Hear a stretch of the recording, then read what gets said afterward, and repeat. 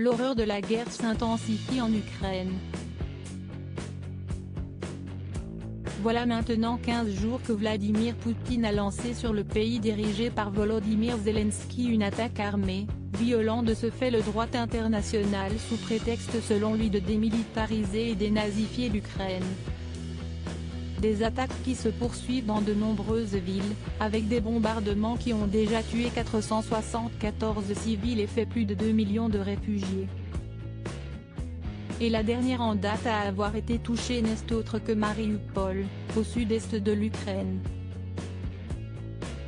Mercredi 9 mars, un établissement qui abrite un hôpital pour enfants et une maternité a été pris pour cible et bombardé, faisant 17 blessés et 3 morts, dont une fillette selon un bilan fourni par les autorités locales, rapporte Libération.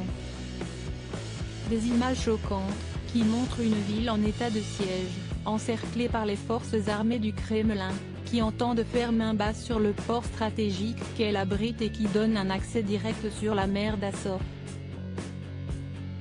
Sur son compte Instagram, Olena Zelenka, la première dame ukrainienne, a partagé des vidéos effrayantes et des photos du bombardement, déplorant que ce qui est pire encore, s'y est ce qu'on ne voit pas dessus, à savoir, les blessés et les morts dans cette attaque.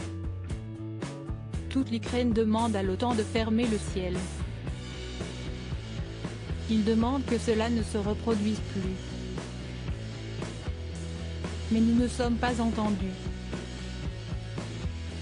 Et les avions ennemis tuent déjà ouvertement des civils, a-t-elle déploré. Lori Pesté réagit au bombardement de Mariupol sur les réseaux sociaux. De nombreuses personnalités se sont indignées en découvrant ces images, comme Lori Pesté. Et maintenant s'y est un hôpital d'enfants bombardé, a-t-elle ainsi dénoncé sur Twitter, qualifiant Vladimir Poutine de cinglé et se demandant jusqu'où celui-ci ira dans cette attaque. Va-t-on laisser Poutine régler le problème à Mariupol comme hier à Alep et avant-hier à Grozny? Combien de vies, d'hôpitaux, d'enfants, de villes va-t-on le laisser détruire? A interrogé également Sofia Aram.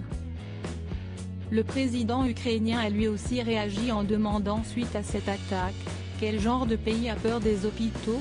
Loading widget.